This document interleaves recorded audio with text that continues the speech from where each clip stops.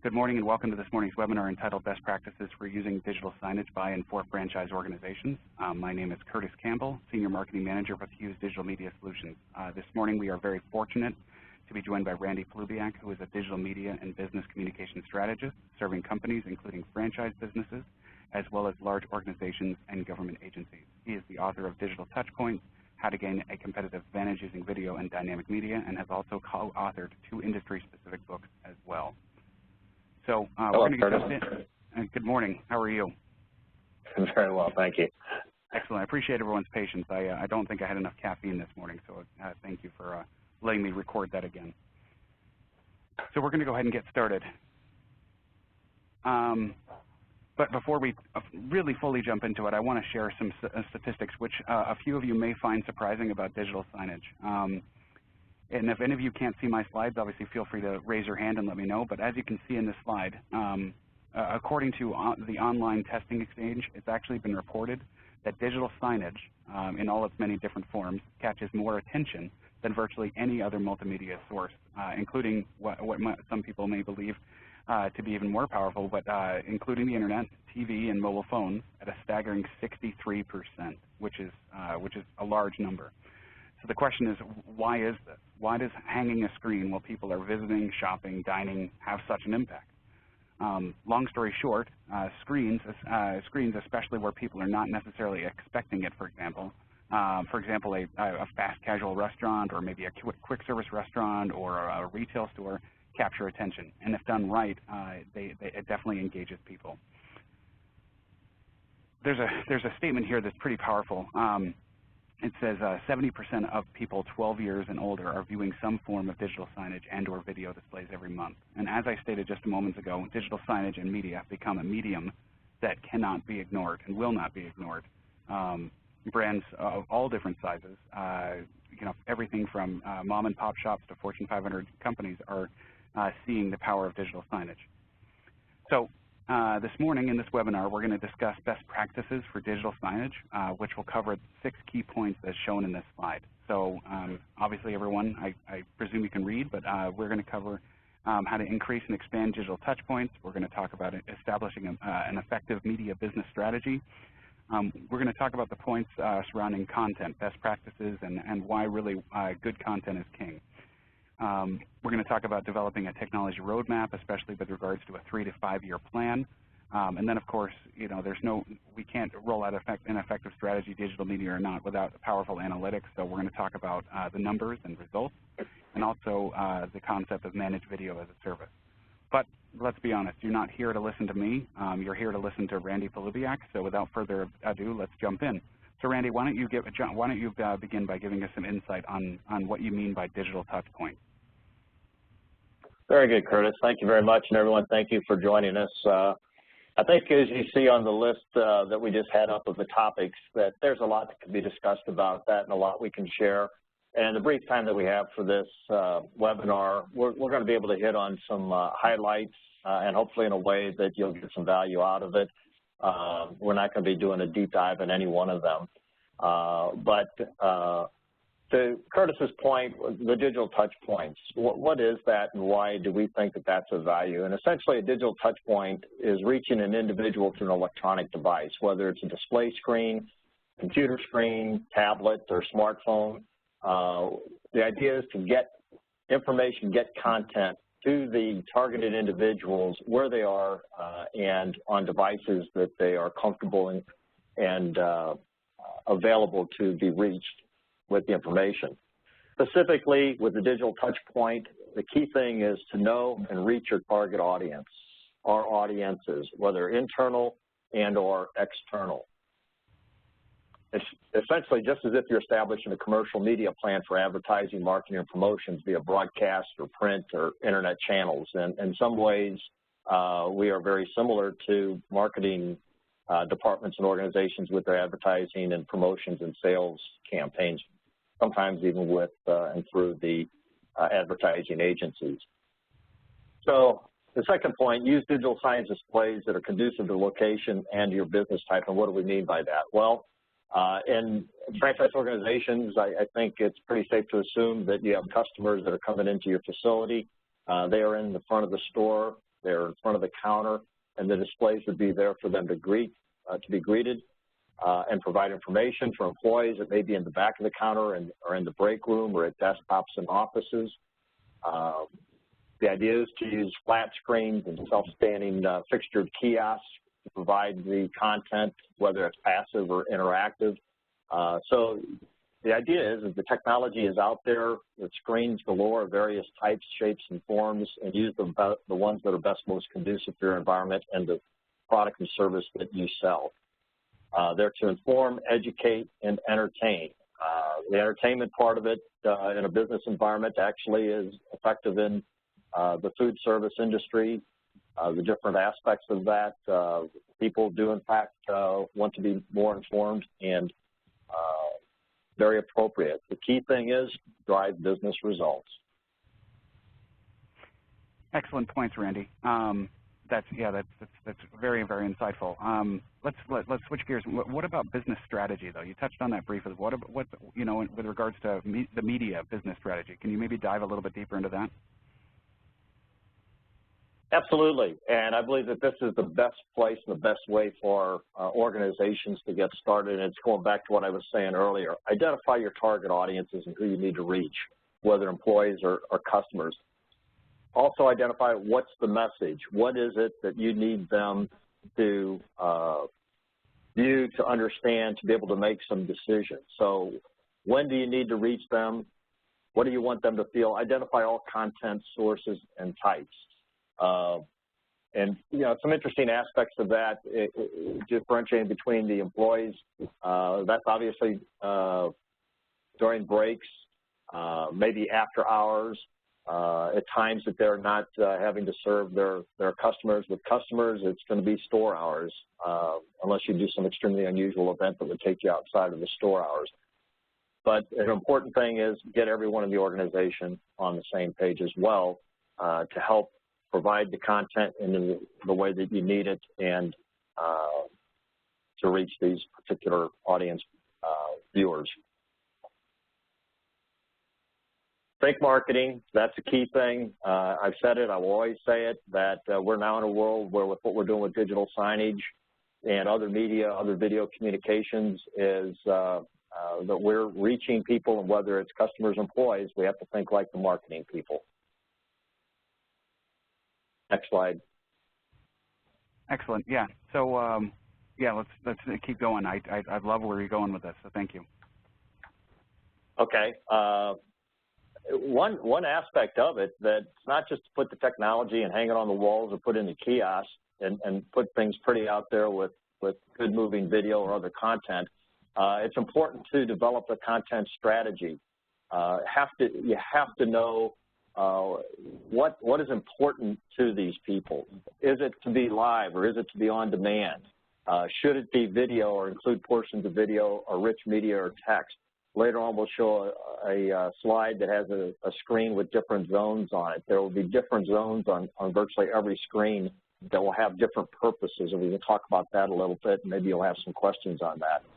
But it also could involve third-party content, that being content that comes from outside sources than your particular group or franchise organization. Could be content that is subscribed to, or it could be news channel services that is of value to your clientele. Maybe what would resonate with you in a sports facility would be to have sports content. An important thing as well is to allocate staff resources.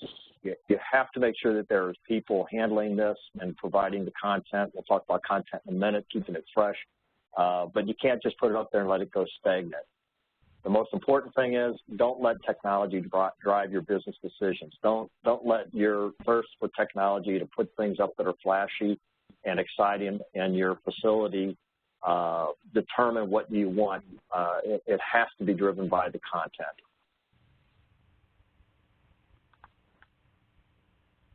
Wow, thank you for that, Randy.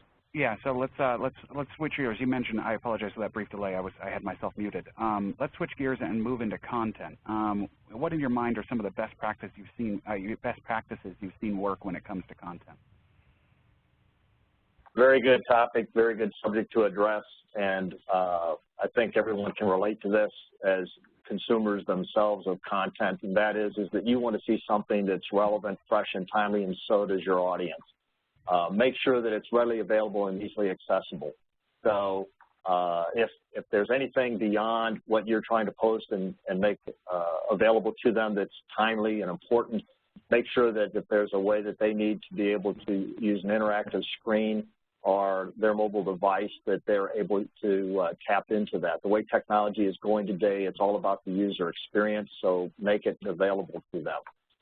Always keep your messages short and concise, and use all media, finding the right mix. What do I mean by that? Well, again, you can use video, you can use PowerPoint, other graphics packages, animation. You can use social media, RSS feeds, and third-party programming. Include anything and everything that would be appropriate for your particular viewers.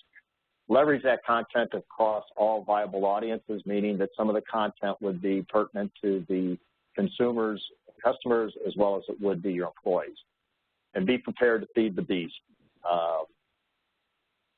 That has an interesting aspect to it, and that is that you've got to be careful to not provide employees with too much employee-directed content too often. If you overload them with it, they don't have the time and the opportunity to be viewing it, it could become ineffective.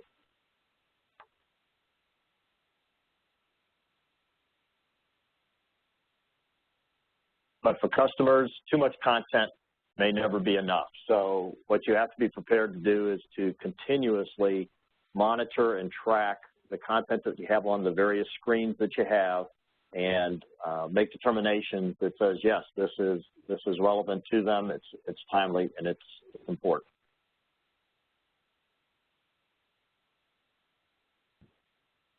This is the slide I mentioned earlier. This gives you a little bit of a representation of a kind of screen you can have. This is a horizontal board, and of course you know that you can use horizontal or vertical boards. This is not a menu board. I know menu boards may be relevant and important to everyone on this particular webinar, but it does show you a number of different zones on the screen. You need to place your logo somewhere in there and provide messaging. You can have an ordering number that would be there, as well as we indicate the social media and the video screen.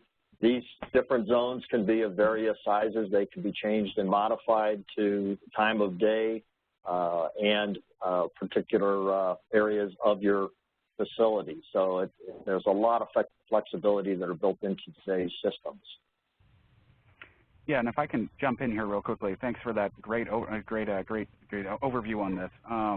You know, Randy touched on it a minute ago, which is the concept of social media. This is something that's becoming, I presume, very, very popular amongst all of your customers, and that is because a lot of people turn to social media and other online outlets to get information about your location, whether it's the menu, the pricing, the location, customer feedback, and everything like that. So social media is becoming a critical aspect to incorporate into your digital media strategy. And then, of course, as you see in the upper right-hand 16:9 window, live video. It doesn't necessarily have to be a live video. That is just something that you can do. It all depends on what your needs are. Just the takeaway that I'm trying to share with you here is that these type of screens, as Randy just mentioned, can be portrait or landscape, hung in a number of different places. The key takeaway here is that these are customizable. You want to make sure that the screen that you choose is customizable for how you want to speak to your customers, because let's not pretend that we know your customers better than you do. So that's a critical thing to consider, is make sure that whatever platform you choose offers a versatile, flexible, and scalable solution to incorporate a lot of the very popular and required things from customers. So that's my little soapbox for this slide. Oh, very good points, though. So we've talked about digital touch points, we've talked about business strategy, and we've touched on content. So Randy, in your mind, what's next? Well, Curtis, I think the key thing is that as we said, we start with the media business strategy, and then we go to content. and then you get to technology. You really shouldn't be focused on technology and going out and buying a lot of screens and kiosks or other devices until you know how they're going to work, what you want them to do with them. But once you get to that point where you are assessing it, you need to do that. Assess what you currently have, not just to display, but to create content and to, as we said earlier, feed the beast.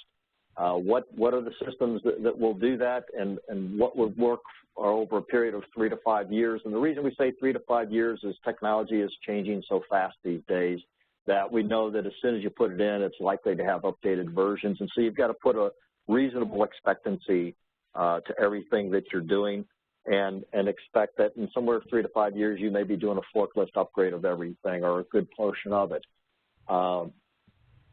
The second point is to make sure that you integrate it with other organizational advertising, marketing, and promotions initiatives. And what we mean by that is to leverage what you may be marketing and promoting on other mediums, on broadcast television, local radio, newspapers, and the like, and make sure that there's a degree of consistency with that. Another aspect that's becoming very important is the automated systems and automated workflow. That means that make life simple for yourself. We mentioned earlier, make sure that you have staffing that can do the job, but you have to allow them the opportunity to do it in a way that it is easily and readily available to do. And so make sure that you're not working with systems that are outdated or too manually inclined, that are too time-consuming and counterproductive. Key aspect of it is know how the tools and solution will be used and make sure that everyone's on board again. Consistency throughout the whole user base. This is a nice little screen that I like. I think it's very good. It shows you a lot of different screens and devices that can display equipment. The back side of it is that we're not going to show it is what's all the stuff that goes into creating the content and managing it, essentially your software that would be driving it. But most importantly, always consider and make sure you're leveraging the entire video ecosystem. And by saying video ecosystem, we're inclusive of all rich media that you would be including into your display screens. Here's another statistic. Curtis made mention of a couple that were earlier in the webinar. In this case, I'll read it. It's 80% of retail associates agreed that improving in-store communication between employees and managers would have a significant effect on shopper satisfaction. This was done in 2014 by Motorola Solutions in their shopping study. It's a nice number. It's very, very good, very appropriate for this particular topic. I believe that the key word in this is communication, and the importance of having communications between employees and managers is significant. And this relates to the behind-the-counter activity and information they're getting so that they can be effective and warm and doing their proper job as they greet customers. Yeah, and if I can jump in here real quick too, you know, at a high level, I mean, Randy, you hit the nail right on the head, and that is, you know, the communication is critical. And the thing is if the key point that I wanted to maybe hone in a little bit more on is the concept of employee communication, because if your employees, as it states here in this quote, if there's good communication there between employees and managers, and also constant communication, because even these supposed customer-facing screens that are out on your store floor, they can still be reminding employees about things that are going on in the business that they can then, of course, further engage customers. Because again, as it states, you know, when employees are engaged, you're talking about fully engaged brand ambassadors, if you will, that are enhancing the satisfaction of shoppers and making their experience better. So, no, great points, Randy, though. But thank you. Very welcome, sir. Let's just spend another couple minutes talking about analytics. How do we measure results? What are some key things that we need to make sure we're considering with regards to analytics? Excellent question and excellent topic. The data aspect of all of what we're doing has become significant and anything that is enterprise-wide that's with visual or video-based communications, just like it is with capturing data for business impact. The key thing is people use the term big data, and they talk about capturing data, and everybody's putting in all these systems and devices to do that. That's excellent because there's very good tools that are out there in capturing the information. What we find is a lot of times they're so busy putting that in that they're not allocating the resources or taking the time or allocating the proper amount of time to garner significant or relevant information out of that. So we just want to stress that, first off, capture the data. Take advantage of the capabilities that are there. The next thing is to allocate the resources to manage, evaluate, and interpret the data. You need to have someone or some persons who are capable of a thorough understanding of your business and the data that you're acquiring and what the systems are giving to you, that they're able to mine the data to ensure that they have improved business results. The key thing is it's all about the numbers, achieving the results. If you don't do something with that data, then you've missed the boat.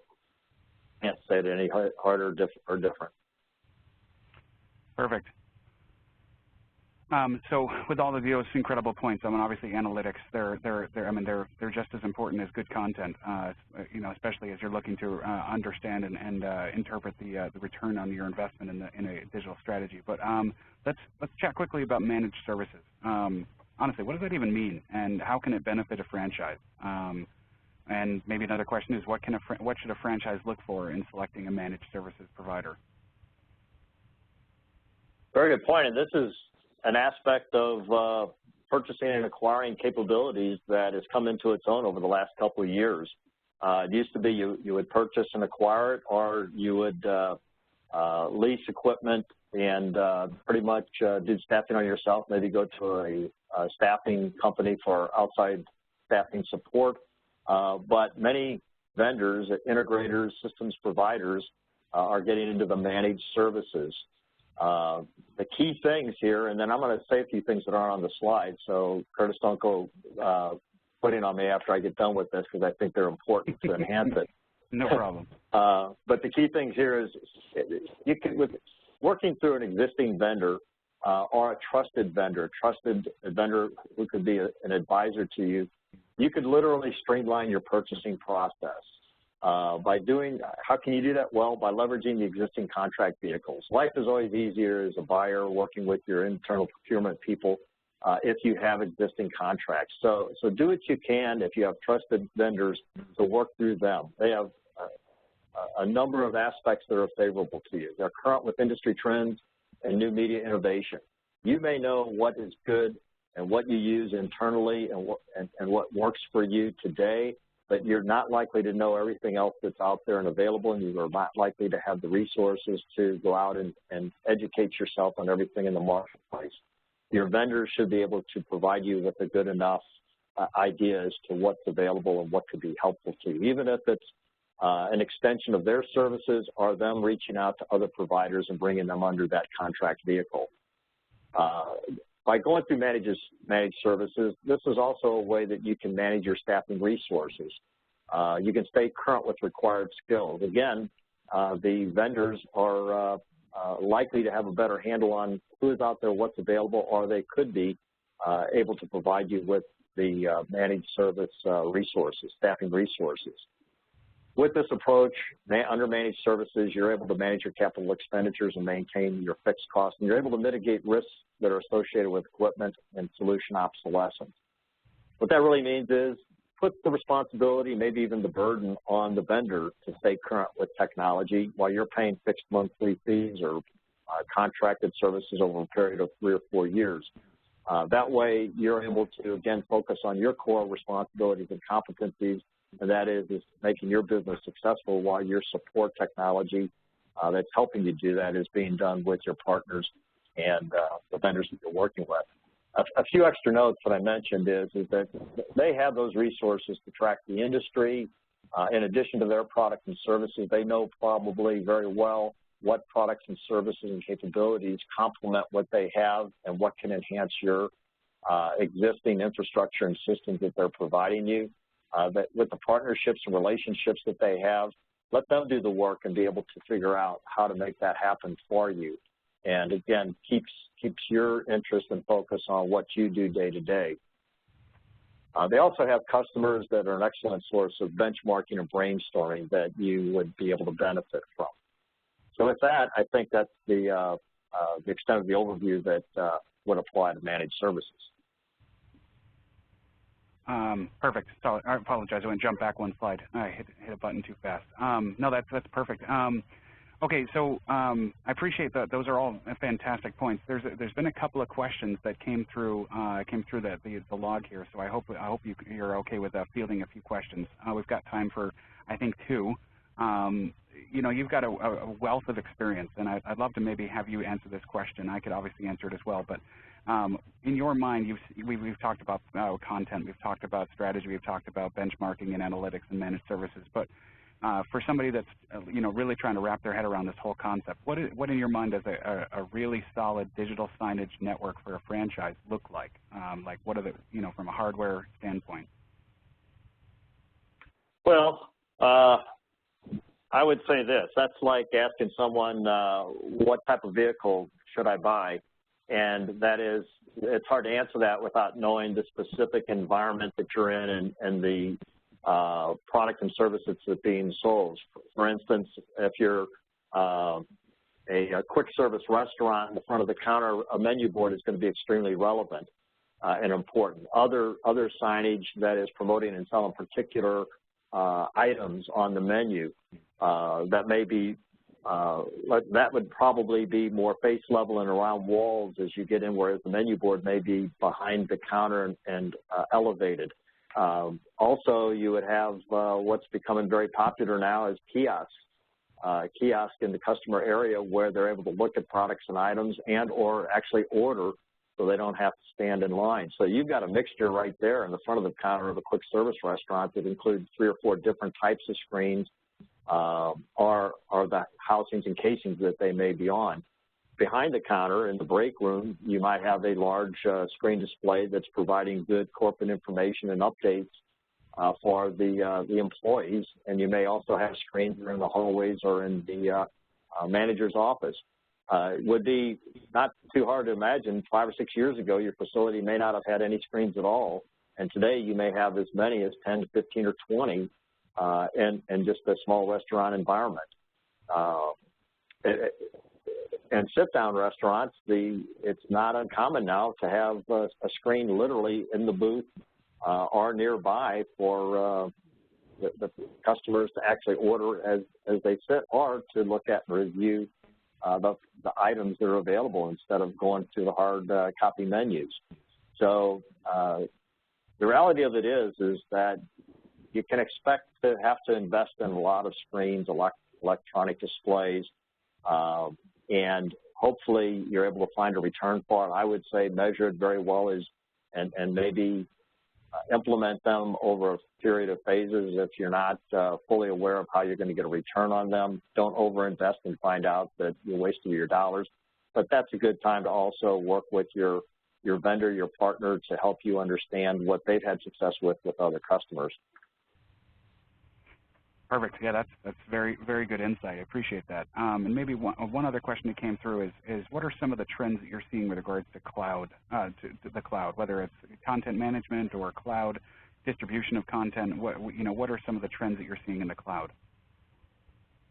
That's a great tool to use. The cloud and what its capabilities are. If you have an extensive network. If you have a larger or a more widespread disbursement of your facilities, then the wide area network can become extremely relevant for you. That's not to say that if you had a cluster of 10, 15, 20 stores operating in a metropolitan area that you could benefit from the cloud as well. But as people are getting to be more comfortable with the cloud and putting their content on it, especially with this type of information we're talking about, not necessarily being proprietary or secretive information. This is stuff that would be generally well known or wanted to be dispersed out there. The security would not be an issue. and shouldn't be an issue. But to leverage the cloud and get the content